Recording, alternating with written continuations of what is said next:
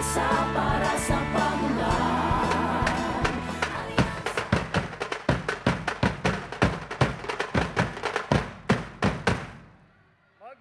Magandang gabi po!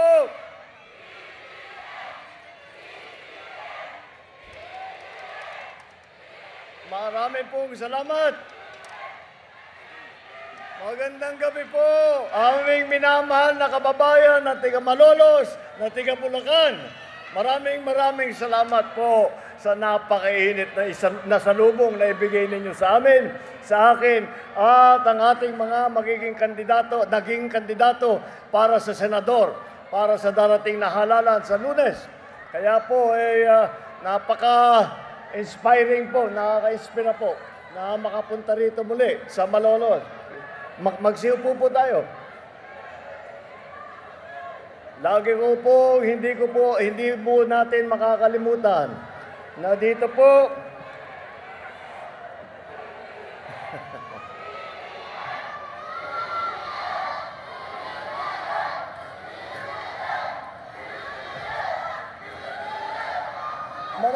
maraming salamat po. Kita naman talaga natin, mga taga Malolos. Kaya hindi, siguro po, ito'y dahil Malolos ay napakalaking bahagi ng kasaysayan ng Pilipinas. Kaya naman, kami lahat, pagka kami nakakarating dito, ay inaalala po natin na dito po tinatag ang unang Republika ng Pilipinas sa pangunguna ni Pangulong Emilio Aguinaldo. Sinasalamin po nito ang ating pakikipaglaban sa mga dayuhan upang makamit ang isang malayang Pilipinas. Sa araw na ito, nagtitipon-tipon po tayo upang isabuhay ang mga aral ng nakaraan sa pagtatatag ng mas progresibong at mas mapayapa na bagong Pilipinas. Kaya naman, ginagawa po natin ng ating administrasyon ang lahat na kaya po nating magawa upang masuklian ang inyong pagsisikap at ang inyong suporta. Nag-organisa po tayo ng tinatawag na job fair. Job fair para sa trabaho sa bagong Pilipinas upang makapagbigay ng mga pagkakataon sa ating mga kababayan. Unti-unti po nagbubunga ang ating pagsisikap. Sa buong taon ng 2024, bumaba po ang tinatawag na unemployment rate. Ibig sabihin, yung pong mga manggagawa na hindi makahanap ng trabaho. Ngayon po, yan ang pinakamababa na unemployment rate dito sa Pilipinas sa nakaraang 20 taon po. Paglago po naman ng ekonomiya, ay ikatlo naman ang Central Luzon. Ang Central Luzon po sa pagbulusok po ng ating ekonomiya, pangatlo po. At tuloy-tuloy dito sa Bulacan, 5.6% ng ekonomiya ang lumaki. 5.6% lumaki ang ekonomiya. Talagang nangunguna ang Bulacan pagka talagang pag tinitignan po natin kung ano ang mga probinsya, kung ano ang mga rehiyon na nagiging makina po ng mga ekonomiya, hindi lamang sa probinsya ng Bulacan, hindi lamang sa rehiyon, ngunit sa buong Pilipinas. Nagpapagawa rin po tayo ng tinatawag na farm-to-market road, mga post-harvest facility, mga makinarya po para sa ating mga magsasaka, mga traktor po, mga dryer, mga milling machine. Lahat po yan ay ginagawa po natin para ay matiyak natin ng ating magsasaka ay maganda ang kanilang hanap buhay. At bukod pa ron, tinitiyak po natin na lahat po ng Pilipino ay merong kakainin.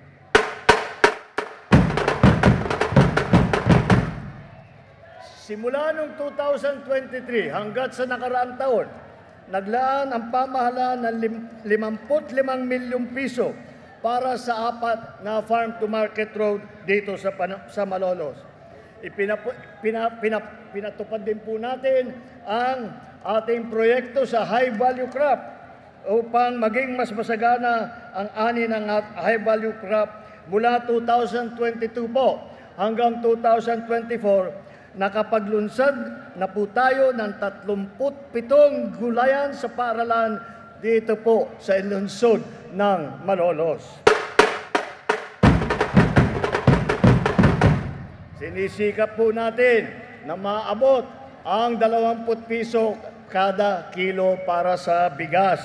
Mas murang bigas ay mabibiling ngayon sa kadiwa, para sa ating mga 4P, para sa ating mga senior citizen, para po sa mga PWD at yung mga single parents.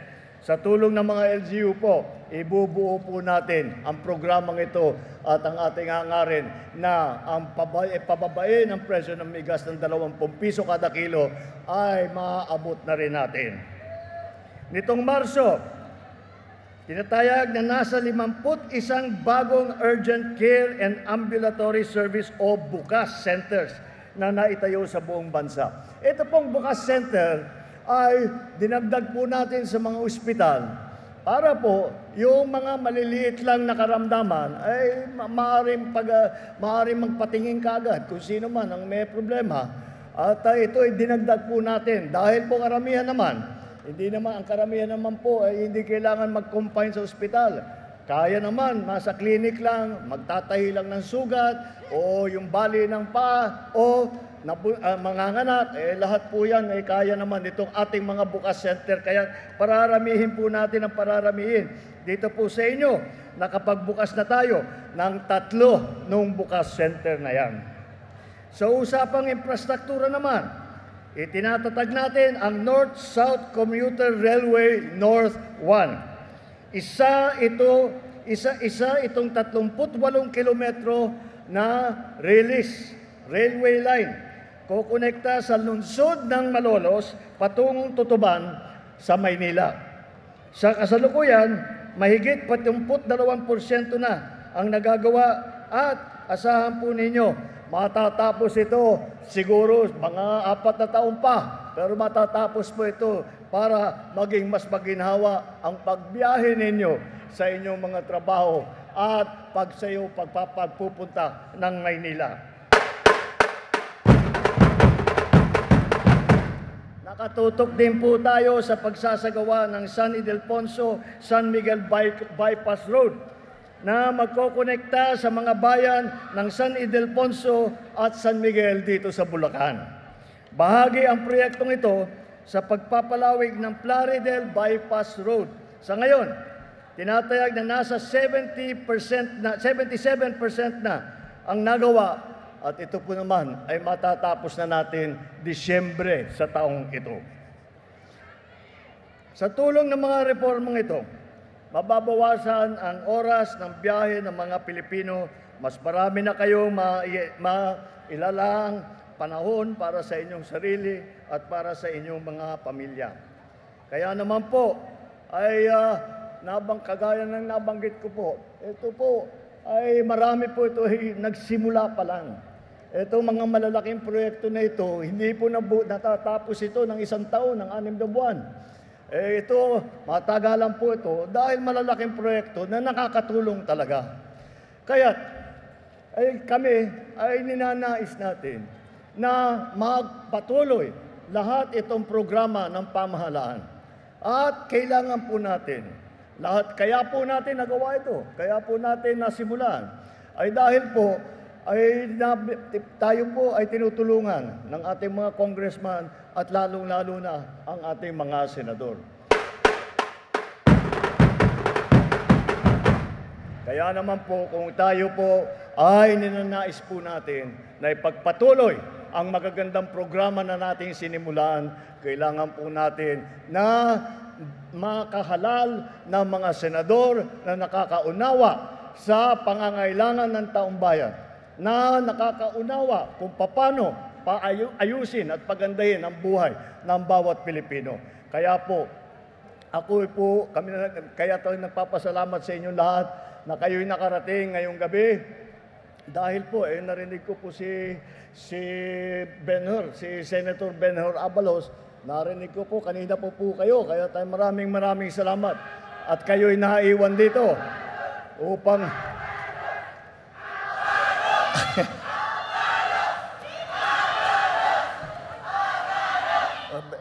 Benher, tapos na yung eleksyon mo rito yata.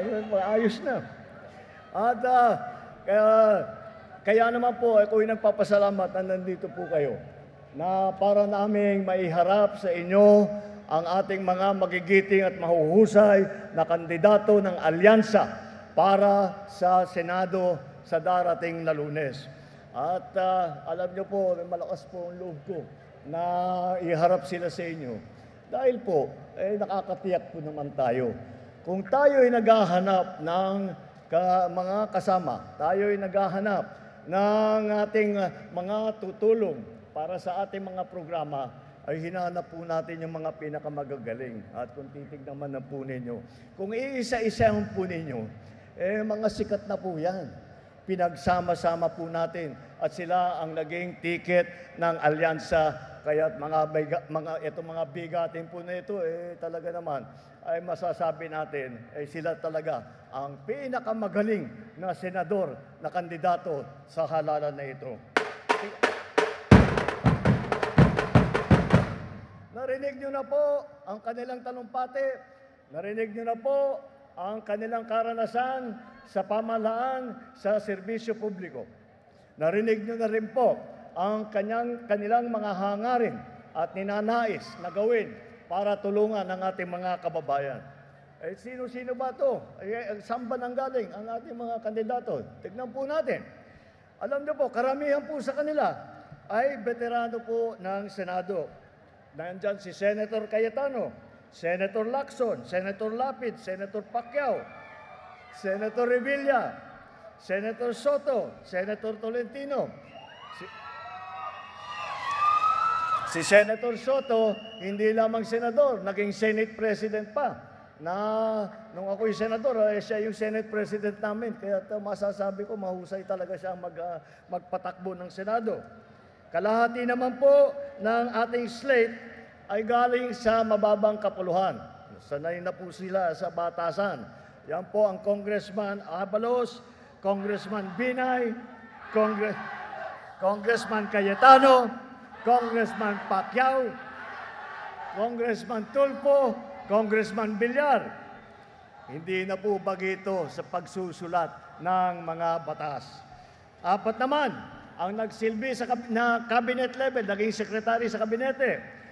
Ang nandyan po, ang nauna po sa kanilang lahat, ay nung ako'y bagong upo, siyempre tinitingnan po natin kung sino ang mga magagaling na dapat ilagay sa mga mahihirap na pwesto. Kasi ito, importante ang trabaho nila. Nung iniisip ko po yung DILG, ay sinasabi ko kailangan yung magaling na nakakaunawa sa mga issue ng local government. Kaya po, ang nahanap po namin ay inapuhin ko po bilang sekretary ng DILG, Secretary Ben-Hur Abalos.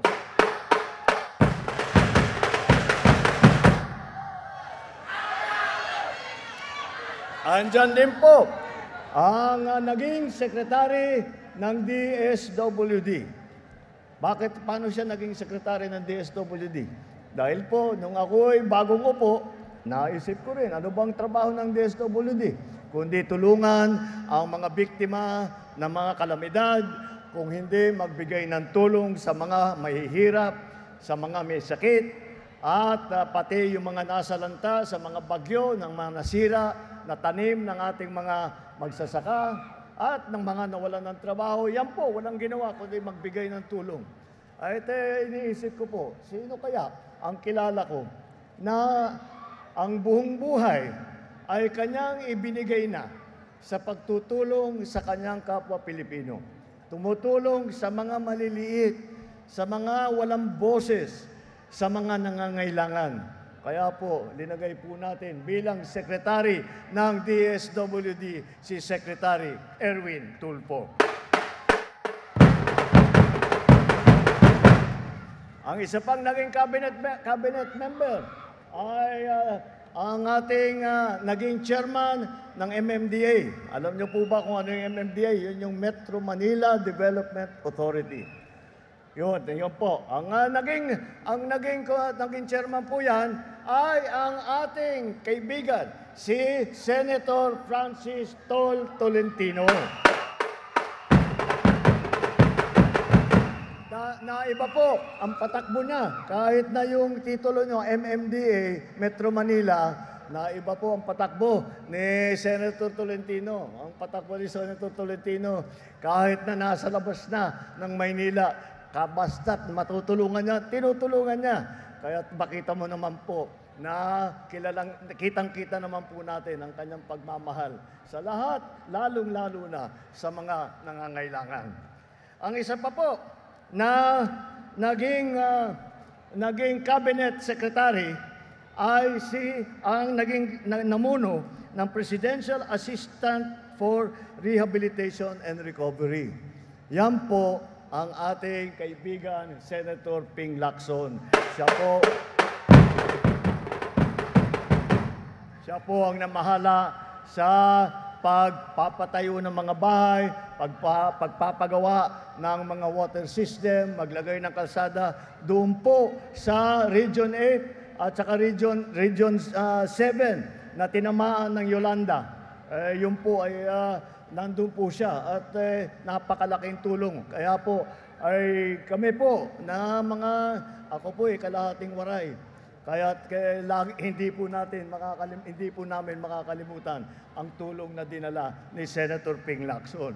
Ngunit bukod pa ron, si Senator Ping Lacson ay naging hepe ng PNP. Siya ang numuno ng lahat ng kapulisan dito sa Pilipinas. Isipin po ninyo, ay napakahirap itong trabaho na kanyang pinasok. Ngunit, noon sa panahon po niya na siya ay hepe ng PNP, ang PNP ay nakatanggap ng pinakamataas na approval rating na natanggap ng PNP sa buong kasaysayan ng PNP hanggang ngayon po ay hindi pa napapantay. Sila naman, meron din po tayong local government official. Sila naman, meron po tayong naging gobernador ng malalaking probinsya. Ang probinsya po, alam po ba ninyo kung sino ang naging governor ng Pampanga dito sa ating grupo? Ayun! Governor Lito Lapid ng Pampanga. Sa Cavite naman po, sino sa Cavite ang dito sa grupo po natin ang naging gobernador ng Cavite? Napakalaking probinsya. Nagugulat ako at hindi nyo alam. Ang naging gobernador ng Dalawigan ng Cavite ay si Governor Bong Revilla. Meron din po tayong city mayor po na nandito, na dumaan sa local government din. Andyan po, nabanggit ko na po. Andyan po ang ating kasama, si Mayor Benhur Abalos ng Mandaluyong.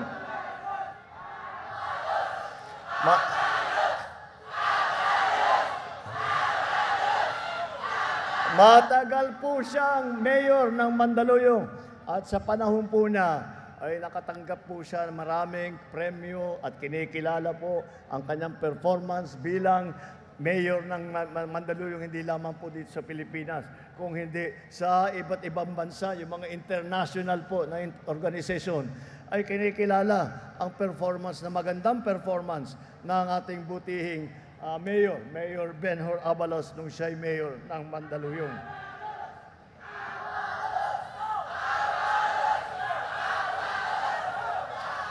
Ito naman, kakaunti lang siguro ang nakakaalala nito, na dito sa kasamahan natin, naging mayor din ng lungsod ng Tagaytay. Sino po? Alam niyo po ba? Ang naging mayor po minsan dito sa grupo natin ng lungsod ng Tagaytay was Mayor Tol Tolentino po. At meron pa pong isa tayong naging mayor pa rin ng kalaki-laking lungsod. Alam niyo po ba kung alin ang pinakamayaman na lungsod dito sa Pilipinas? Hindi po Malolos. Malolos susunod pa lang. Pero yung number 1 po, pinakamayaman na lungsod dito sa Pilipinas ay ang Makati po. Dahil nandun po lahat ang mga malalaking negosyo, ang mga malalaking korporasyon. Kaya po, yung iba, kasama na rin siguro ako doon, ay iniisip namin, napakadali naman ang trabaho ng mayor ng Makati dahil marami siyang pondo. Ano kaya ang gagawin ng mayor na para magamit na maganda yung pondong nakukuha nila? Pinagmamasdan po natin at nakita na po natin ang umupo na mayor at nakaupong mayor ngayon ng lungsod ng Makati, the mayor of Makati City, Mayor Abby Binay. At nung tinitingnan po natin, ano nga ang ginawa niya doon sa napakalaking pondong hawak niya? Baka kung ano-ano ay mawawaldas lang yan sa walang kwentang paggastos. Hindi po ganun ang nangyari. Ang ginawa po niya, dahil may hawak siyang pondo, ay binigyan niya ng benepisyo. Libre ang lahat ng benepisyo sa Makati para sa matatanda, para sa mga may sakit, para sa mga bata, para sa mga PWD. Yan po ang ginawa ng ating butihing mayor, Mayor Abby Binay ng Makati. At huwag po natin makakalimutan na si Tito Sen, at tawag po namin sa kanya Tito Sen, si Senator Tito Soto, ay siya ay naging Vice Mayor din. Hindi niyo po siguro maalala, pero siya ay naging Vice Mayor din ng Quezon City. At kung titignan po natin, ay nahati din ang ating mga kandidato. Pag pinag-uusapan ay ang lalaki at ang mga kababaihan. Masasabi naman natin po na dito po sa linya natin, meron po tayong mga tinatawag namin na the Fighting Women of Alianza. Andyan po si Senator Cayetano, andyan po si Senator Binay, andyan po si Senator Villar, andyan po silang lahat natitiyak na may malakas na boses ang kababaihan sa Senado at maaasahan na sila ang magtatanggol ng karapatan ng kababaihan dito sa Pilipinas. Dahil po, ang trabaho ng mga lehislatura ay magsulat ng batas.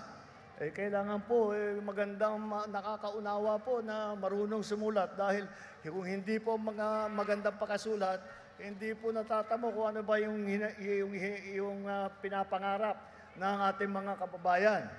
Kaya naman, nandito naman tayo, 4 din ang abogado po na nandito. Attorney Abalos, Attorney Binay, Attorney Cayetano. At hindi lang po ito lahat sila ay galing Maynila, hindi po. Ay alam niyo naman po, ang ating champ, si Manny Pacquiao, ay tiga Bukidnon, Sarangani at Jansan. Si Erwin Tulfo, lumaki sa Davao Oriental at sa Sulu. Mga probinsya, saan na destino yung kanyang ama na naging bayani ng ating bansa. At ang unang Vicente Soto, baka hindi niyo po alam to, na bago kay Senator Tito Soto, nagkaroon na po ng Senator Soto. At ang unang Senator Soto ay galing naman po sa Cebu. Tapos po, si Camille Villar, galing po ang kanyang mga ninuno ay nanggaling po sa Iloilo. Kaya po makikita po ninyo, alam po nila sila ay nakakaunawa sa naranasan po nila ang buhay sa iba't ibang bahagi ng ating bansa. Nang ganon sa ganon ay sila ay nakakaunawa sa mga problema at nakakausap nila kayo, ang taong bayan, sa kung ano ang pangangailangan, kung ano ang kailangan gawin. At yan ang kanilang gagawin kapag umupo na sila sa Senado. Kaya naman po, malinaw ang direksyon ng alyansa.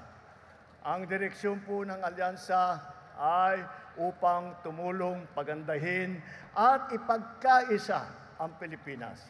Dahil po, nauunawaan po nating lahat na kung tayo po ay mag-uunlad kung pauunlarin natin ang ating lipunan, kung pagagandahin natin ang buhay ng bawat Pilipino, kung pagagandahin natin ang Pilipinas, kailangan po sabay-sabay po tayo nagtatrabaho. Sabay-sabay po tayo nagsasakripisyo. Sabay-sabay po tayong nagtutulungan. At yan lang ay mangyayari pagka nagkakaisa ang sambayanang Pilipino. Yan po ang hangarin namin dito sa Alyansa. Nauna na kami. Dahil po, kung titingnan ninyo, kadalasan po pagka makita ninyo ang mga kandidato, pare-pareho po ang suot na t-shirt, pare-parehong kulay. Tingnan nyo po kami, iba-iba yung kulay. Ngunit, dahil iba't ibang partido po na political party ang pinanggalingan ng ating mga kandidato. Ngunit, sinabi nila, kahit na iba't ibang partido, pare-pareho po ang layunin nila na tulungan ang mga Pilipino, na pagandahin ang Pilipinas. Kaya naman po, isang tabi na muna ang mga sinasabi na political concerns para naman sila ay makatulong at magsama para sila ay makapaggawa ng lahat ng kailangan gawin upang pagandahin po ang buhay ng Pilipinas, pagandahin po ang ekonomiya, magdala po ng peace and order, magkaroon po ng malaking infrastruktura, pababain ang presyo ng mga bilihin. Yan po ang ating mga hangarin. Kaya po kami po ay nagkaisa. Kaya naman po, ay nandito po ako, na ikampanya ko po sila, na sinasabi ko, ako po ay nakakatiyak. Pagdating, limang gising na lang. Pagdating ng Lunes, huwag niyo pong kakalimutan na ang halalan nito ay hindi lamang sa pagpili ng ating mga magiging senador. Ang halalan nito ay magbibigay ng gabay sa ating pamahalaan, sa ating lipunan, kung ano ang tutunguan ng ating minamahal na Pilipinas. Kaya po, ako po, malakas po ang loob ko na magsabi, para po mangyari, para po upang po magkakapayapaan dito sa Pilipinas, upang maging makatarungan ang Pilipinas, upang mag-unlad ang Pilipinas, huwag po kayo magdalawang isip pa. Pagdating po ng Lunes, pag-upo po ninyo, pagpirma po ninyo ng balota, Alyansa, straight Alyansa, all the way, mabuhay ang Alyansa sa bagong Pilipinas. Mabuhay ang Malolos, mabuhay ang Bulacan, mabuhay ang bagong Pilipinas. Maraming salamat po.